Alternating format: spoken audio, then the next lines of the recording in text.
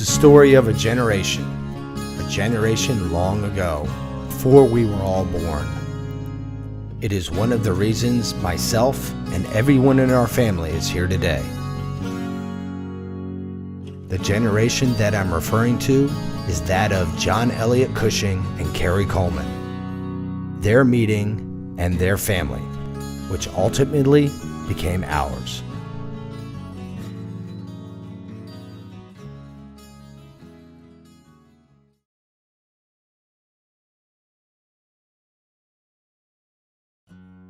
John Eliot was born January 1st, 1849. John's father, the Reverend William Cushing, was a Harvard graduate and a Unitarian minister. In 1842, William married Margaret Louisa Wiley. Margaret was the daughter of the wealthy Thomas Wiley and Margaret Wright, who owned the Old Colony Railroad, a fortune which he'd never inherit. Instead, he would leave his entire fortune to one of his unwed daughters because he believed that it was the husband's job to be the provider. In April of 1861, when John Cushing was only 12, the passion of the country ignited into war. His older brother Charles was 16 at the time and joined the Navy. His other older brother, Henry Prescott, joined the Army Corps of Engineers. Maybe it was because his two older brothers had these passionate views for the war, or maybe it was his father's Unitarian abolitionist beliefs that led him to the war. But in 1864, John signed up. He would go to the nearby county of Worcestershire to enlist. At the time, you had to be 18 years of age to join the war. John was age 15 and 6 months, but lied about his age and got in.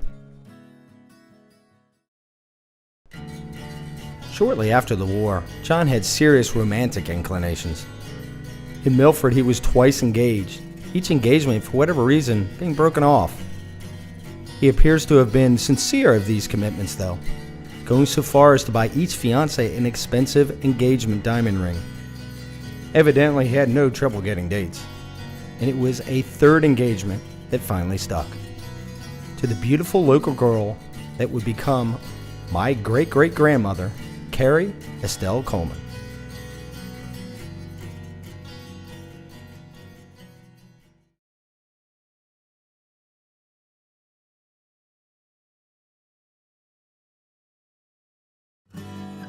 Colemans had old Yankee roots. Carrie's father, Horace Underwood Coleman, had been born in August 24th, 1829, in Hubbardston, Massachusetts. He was the seventh of 9 children, all boys. In 1850, Horace was a bootmaker with his brother John Wheelock, an older brother. Interestingly enough, John Wheelock was married to a woman named Caroline Pearson, who had a younger sister who lived with him, along with Caroline's mother, named Lucy Jane Pearson, who would become Horace's future wife. Horace and Lucy would marry on April 2nd, 1851, Horace being 21, Lucy being 17. Then on October 27th, 1852, Horace and Lucy had their first of 2 children, Carrie. Like John, Horace also served in the Civil War. He served as a second lieutenant of Company K in the 51st Regiment of the Massachusetts Militia Infantry. He joined the military at Mendon on September 25, 1862, and was mustered out at Worcestershire in July 27, 1863. Now keep in mind, young Carrie was only 10 years old when her father Horace left for Civil War duty, uncertain whether he'd ever make it back. Horace would survive the war, along with his brother Larkin, who also served in the 51st Militia. But unfortunately, on August 18, 1864, Horace would die of typhoid fever, leaving both Carrie and his younger daughter, Eva, fatherless. At age 17, Carrie worked at a bonnet factory in Medway, where her mother also worked. Then tragedy struck again. On October 6, 1873, Lucy Pearson Coleman died of tuberculosis. This must have been hard on young Carrie, who was now parentless and having to take care of her 15-year-old sister, Eva. But things would get better, because in less than 3 years, she would meet her future husband, John.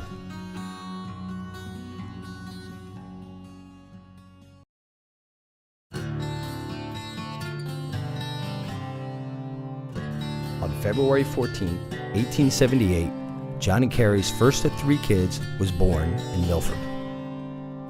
Carrie's in-laws pressured her to give the boy an old Cushing name, but she resisted and instead named him after a popular author and explorer, Henry Stanley, as in Dr. Livingstone, I presume, whose best-selling 1878 book was entitled Through the Dark Continent.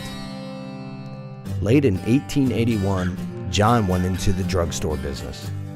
His brother, Josiah Stearns, graciously provided the capital for John to start his new enterprise.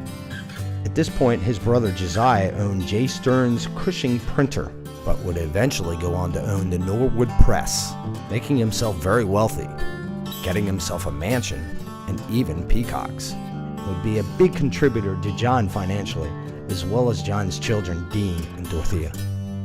John and Carrie would move from Milford and move to Roxbury, where they would end up staying for 40 years. This is where John had his J.E. Cushing Apothecary, here on 197 Warren Street in Roxbury. It was also here in Roxbury that John and Carrie had their second of 3 children, Dean Stearns Cushing, born January 9, 1882. Things were very comfortable for the Cushing family in the 1880s. They had 2 kids, and everything was going well, and then the unexpected. At age 41, on July 21st, 1893, Carrie gave birth to their 3rd child, Dorothea Cushing.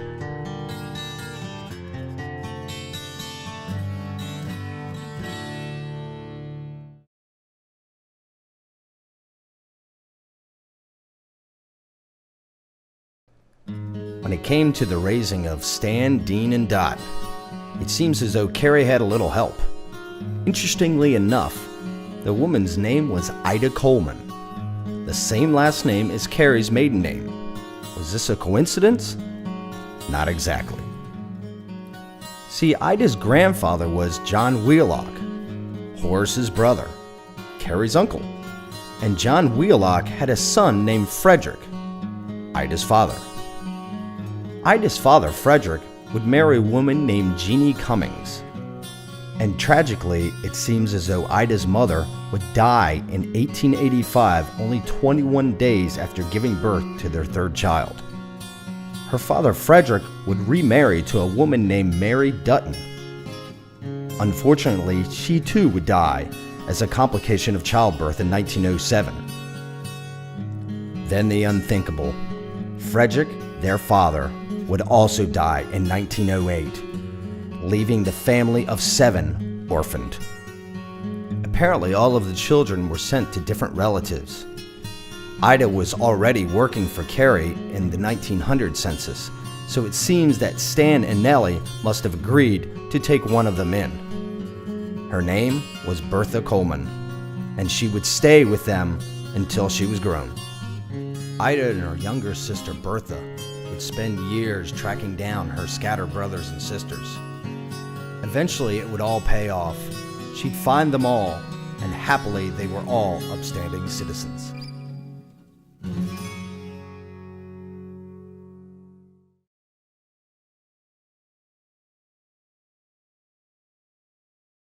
The 1890s were rolling by, and the boys in the family were growing up. In 1897, at age 21, Stanley joined the Massachusetts National Guard. He had a very distinguished career there and remained a member for the rest of his life. Stanley was, at the time, already a member of the Boston prestigious First Corps of Cadets. Young Dean worked for the city of Boston as a clerk, administering aid to the poor, while his older brother Stanley worked as an assistant bookkeeper. Young Dorothea at the time was working hard at school and becoming quite the accomplished piano player. These were happy times for the Cushing kids, and things were about to get better. For it was during this time in the early 1900s that Stan would meet a beautiful young woman. Her name was Nellie Louise Humphrey, and she was born March 11, 1879. Stan had seen the Humphrey girls at the Dudley Street Baptist Church while attending there with a friend. Nellie was a young art student who lived in the neighborhood. They both lived close to the church, and so they saw each other frequently and soon started dating. Nellie's parents were James Humphrey and Sophia Schumacher. Her father was a very accomplished master printer and later became head of the press room of Youth Companion magazine. Stan and Nellie continued dating. Then in 1903, when Stan was 25, he married Nellie. It was a beautiful Baptist ceremony. Most of their friends and families attended the festivities, including a young woman who would become the next family bride. There's an old family story that's been passed down that when Dean was 10 years old, his older brother Stanley turned to him and smiled as a young girl named Helen Rand rode by on her bicycle. He told him, "There goes your future wife." As it turns out, his older brother Stanley's prediction came true, for on June 14, 1906, Dean Cushing married Helen Rand. The wedding took place at Helen's family home in Roxbury. Selden Rand and Carrie Benedict owned a local grocery store. Shortly after the wedding, Dean and Helen settled into their new home in Medford, just a short distance from his older brother's place, a town that the rest of the family would soon gravitate to.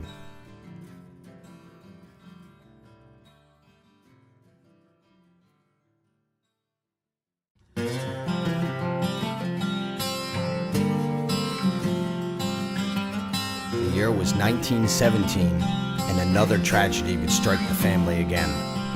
This time it was Stan's youngest daughter, Cassie. Cassie had been playing with her older sister, Priscilla, and had chased her as she ran across the street. Cassie was then struck by a car and died a few days later. The death of young Cassie sent shockwaves through the family.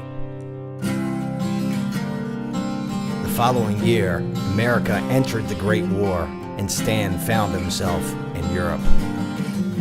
This left Stan Jr. and Priscilla without their father until the war was over. Stan would survive the war, but would end up committing suicide in 1935, trying to get his family out of the Depression. John and Carrie would continue enjoying their retirement years with their grandkids. John would finally die in 1925. Carrie would survive another 5 years until her end in 1930. And with it, the end of a generation.